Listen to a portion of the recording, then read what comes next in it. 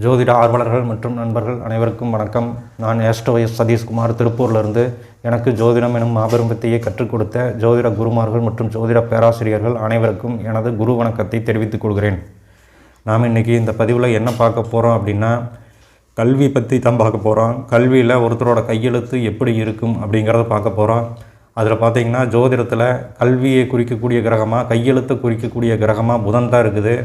அப்படி பார்க்கும்போது இந்த புதன் ஜனனகால ஜாதகத்தில் எந்த கிரகங்களோட தொடர்பில் இருக்குது அப்படிங்கிறத வச்சு தான் நம்ம ஒருத்தரோட கையெழுத்து எப்படி இருக்குது அப்படிங்கிறத நாம் பார்க்க போகிறோம்.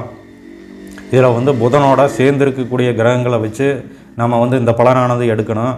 அப்படி பார்க்கும்போது புதன் முக்கூட்டு கிரகமாக இருக்கிறதுனால, புதன் கூட எப்போவுமே சூரியன் சுக்கிரன் சேர்ந்துருக்கிறதுனால, இவங்க எப்போவுமே ஒரே மாதிரி சேர்ந்துருக்கிறதுனால, இந்த கிரகங்கள் எந்த கிரகங்கள் மற்ற கிரகங்களோட தொடர்புகள் இல்லாமல் இந்த கிரகங்கள் ரொம்ப நெருக்கமாக இருக்கும்போது, அந்த கிரகங்கள் அதாவது புதனுக்கு அடுத்த டிகிரியில் என்ன கிரகம், புதன் அடுத்தது யாரை தொடப்போகுது அப்படிங்கிறத வச்சு தான், அதை வச்சு தான் அந்த கையெழுத்து அப்படிங்கிறத நாம் எடுக்கணும். ஒரே ராசியில் இருந்தாலும் புதன் இப்போ மேச ராசியில் 10 டிகிரியில் இருக்காருன்னா, 5வது டிகிரியில் ஒரு கிரகம் இருக்குதுன்னா அதை நம்ம கிரகச்சேர்க்கையை எடுக்கக்கூடாது. புதன் அடுத்து தொடப்போகிறது, அதாவது புதன் 10 டிகிரியில் இருக்கார் அப்படின்னா 15வது டிகிரியில் இருக்கக்கூடிய கிரகத்தை வச்சு, 20வது டிகிரியில் 25வது டிகிரியில் இருக்கக்கூடிய கிரகங்களை வச்சு தான் நாம் அந்த பலன் அப்படிங்கிறத எடுக்கணும். இதில் ஒரே ராசியில் புதன் கூட கிரகங்கள் இல்லாத போது உங்களுக்கு புதனுக்கு திரிகோணத்தில் இருக்கக்கூடிய கிரகங்களை வச்சு நாம் பலன் எடுக்கலாம். அப்படி இல்லாமல் பார்த்திங்கன்னா, புதன் இப்போது ஒரு ராசியில் இருக்கார், புதன் மீனத்தில் இருக்கார் அப்படின்னா, மீனத்தில் சனியோட நட்சத்திரத்தில் இருக்கும்போது சனியோட பார்வை அப்படிங்கிறது கிடைக்கும்போது அங்கே சனியோட தொடர்பு புதனுக்கு ரொம்ப அதிகமாக கிடைக்கும். அப்போ அந்த கிரகத்தை வச்சு தான் நாம் எடுத்துக்கணும். இதில் புதன் தொடர்பு கொள்ளக்கூடிய கிரகங்களில் யார் அதிகப்படியான தொடர்பு அப்படிங்கிறது நம்மளுக்கு பர்சன்டேஜ் அடிப்படையில் கிடைக்குதோ அதை வச்சு தான் நாம் பலனை எடுக்கணும். அதே மாதிரி புதனுக்கு 7ஆம் வீட்டில் இருக்கக்கூடிய கிரகங்களும் தொடர்பு கொள்ளும். அப்போ அதை வச்சு நாம் பலனை எடுத்துக்கலாம். அதே மாதிரி பார்த்திங்கன்னா, புதனோட முக்கூட்டு கிரகங்களான சூரியன் சுக்கிரன் புதன் இந்த 3 ஒட்டுக்காக இருக்கிறதுனால, இவங்க ஒட்டுக்காக இருக்கும்போது வேறொரு கிரகம் தொடர்பில் வந்ததுன்னா அந்த கிரகத்தை தான் நம்ம கிரகச்சேர்க்கையில் எடுக்கணுமே தவிர, இந்த புதன் சுக்கிரன் சூரியனை கிரகச்சேர்க்கையில் இந்த முக்கூட்டு கிரகங்களாக இருக்கிறனால இவங்கள கிரகச்சேர்க்கையில் நம்ம பலன் எடுக்காமல் இருக்கணும். இப்போ நாம் அந்த கையெழுத்து எப்படி இருக்கும், புதனோட தொடர்பு கொண்ட கிரகங்களுக்கு கையெழுத்து எப்படி இருக்கும் அப்படிங்கிறத பார்க்கலாம். இப்போ புதனோட சூரியன் சேர்ந்து இருக்கும்போது பார்த்திங்கன்னா, எழுத்து நல்லா பெருசாக கொட்டையாக எழுதுவாங்க. கொட்டையாக பெருசாக இருக்கும். அதே மாதிரி பார்த்திங்கன்னா பார்த்தோன்னா புரிஞ்சுக்கிற மாதிரி இருக்கும். நல்லா பெருசாக எழுதக்கூடிய தன்மை அப்படிங்கிறது இருக்கும். அதே மாதிரி இவங்ககிட்ட ஒரு பேராகிராஃபோ ஒரு கட்டுரையாக ஒன்று எழுத சொன்னிங்கன்னா, அதில் பார்த்திங்கன்னா ரொம்ப மற்றவங்களுக்கு பிடிக்கிற மாதிரி சிறப்பாக எழுதக்கூடிய தன்மை அப்படிங்கிறது இந்த புதன் சூரியன் இணைவுக்கு வந்துடும். அதே மாதிரி பார்த்திங்கன்னா, புதனோட சந்திரன் சேர்ந்து இருந்தது அப்படின்னா அவங்க எழுத்து அடித்தல் திருத்தலோடு தான் இருக்கும். ஒரு தெளிவில்லாமல் இருக்கக்கூடிய தன்மை இருக்கும். அதே மாதிரி சொல்ல வரக்கூடிய கருத்துக்களை தெளிவாக சொல்ல மாட்டாங்க. அந்த கருத்துக்களை விட்டு வெளியே போயிடுவாங்க. அந்த மாதிரி தான் அந்த கருத்துக்கள் அவங்க எழுதுவாங்க. புதனோட சந்திரன் சேர்ந்துருக்கும்போது அடித்தல் திருத்தலோட இருக்கும். தெளிவில்லாமல் இருக்கக்கூடிய தன்மை அப்படிங்கிறது, ஏன்னா வேகமாக எழுதுவாங்க. புதனோட சந்திரன் சேர்ந்துருக்கும்போது வேகமாக எழுதுவாங்க. அப்படி எழுதும்போது தவறும் வரக்கூடிய வாய்ப்பு அப்படிங்கிறது உண்டு. அதே மாதிரி புதனோட செவ்வாய் சேர்ந்துருக்கும்போது பார்த்திங்கன்னா, அந்த எழுத்துக்கள் ரொம்ப அழுத்தமாக எழுதுவாங்க. அந்த அச்சு அடுத்த பேப்பரில் பதிஞ்சிடும். புதனோட செவ்வாய் சேர்ந்து எழுதும்போது பலமாக முரட்டுத்தனமாக எழுதுறதுனால சில நேரங்களில் அந்த எழுத்துக்கள் அந்த பேப்பர் கிழிஞ்சிரும் அந்த எழுதும்போது. அந்த மாதிரி எழுதக்கூடிய தன்மை அப்படிங்கிறது கண்டிப்பாக உண்டு.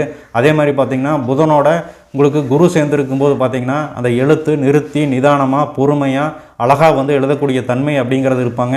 அதே மாதிரி ஒரு விஷயத்தை நம்ம எழுதறக்கு கொடுத்தோம் அப்படின்னா அதில் ரொம்ப அருமையாக சொல்ல வரக்கூடிய கருத்துக்களை எளிமையாக புரிகிற மாதிரி எழுதக்கூடிய தன்மை அப்படிங்கிறது புதனோட குரு சேர்ந்துருக்கிற மாதிரி வரும். அதே மாதிரி பார்த்திங்கன்னா, அந்த புதனோட செவ்வாய் சேர்ந்துருக்கும்போது ஒரு பேராகிராஃப் கட்டுரையெல்லாம் எழுதும்போது பார்த்திங்கன்னா, அதில் ரொம்ப ஃபோர்ஸாக ரொம்ப ஒரு கடினமான வார்த்தைகளை போட்டு எழுதக்கூடிய தன்மை அப்படிங்கிறது வந்துடும். அதே மாதிரி பார்த்திங்கன்னா, அந்த புதனோட சுக்கிரன் சேர்ந்து இருக்கிறது அப்படிங்கிறது அந்த எழுத்துக்களை கவர்ச்சியாக அழகாக எழுதுவாங்க. புதனோட சுக்கிரன் சேர்ந்துருக்கும்போது எழுத்துக்களை அழகாக கவர்ச்சியாக டிசைன் பண்ணி எழுதக்கூடிய தன்மை அப்படிங்கிறது வந்துடும்.